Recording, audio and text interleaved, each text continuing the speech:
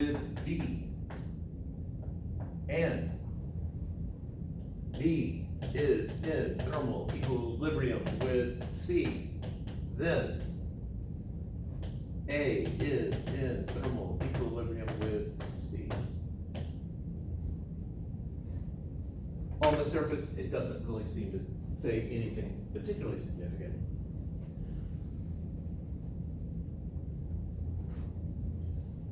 But here are the implications of it.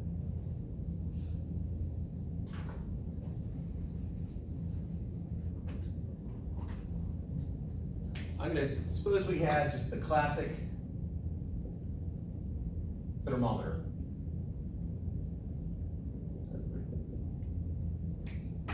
With, I'll go old school. I don't have silver here, but let's just, with mercury. I got mercury in there telling you the temperature, as opposed to whatever they use today. I assume that the ones that still use for body temperature, they still use mercury at home. They say it's like at home. Yeah, in schools that they don't use mercury thermometers anymore. All right, so I have a thermometer right there in the room, and let's pretend that's real. What does the thermometer measure?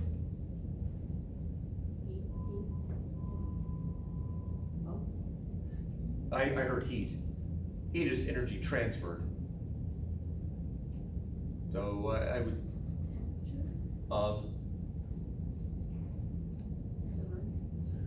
no. There are some assumptions in that. It actually does not measure directly the temperature of the room. Our body. Excuse me? Our body. No, not if it were standing on there. I guess if you were, put your mouth on it while it was on against the wall, maybe. But even then, no, it wouldn't.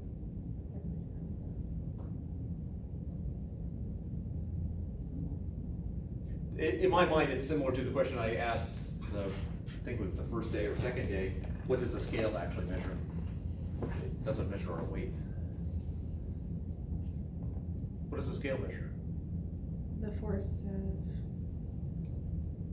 you exerting on the ground and the ground exerting on, or the scale. On the scale, yeah, Yeah. the normal force we exert on the scale.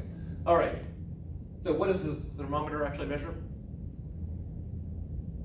The temperature of the board exerting on the thermometer and the thermometer exerting on the board. Oh, if only, no. Okay.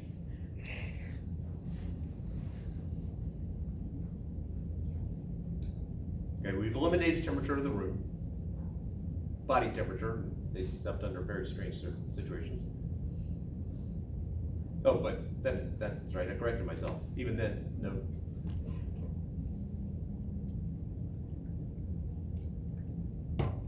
And the same is true, if I take a thermometer and put it under my tongue, and, you know, Mom would do that, and then she'd pull it out and look at the just so to figure out what the temperature was.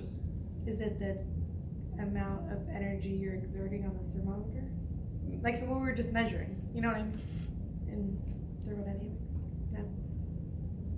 All Like right. how we're trying to get the thermometer to equilibrium to our heat. Oh, we're trying to get an equilibrium, but that's, now we're using the zeroth law. What is it actually measuring? Were you speculating back there? The air. No, not the air. The air quality. What?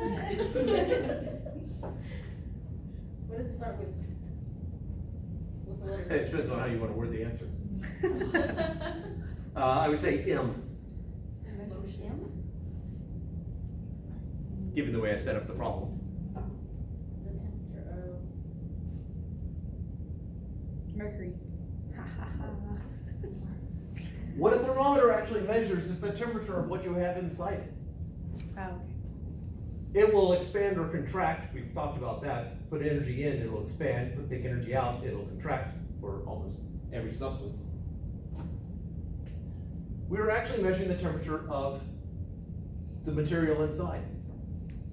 We are making the assumption that if the material inside is in thermal equilibrium with the glass covering it, and the glass is in thermal equilibrium with the room, then we make the leap that the temperature of the mercury is the same as the temperature of the room, or temperature of the body, or whatever you happen to be measuring the temperature of, in theory.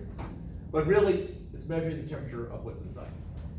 So that's what it measures.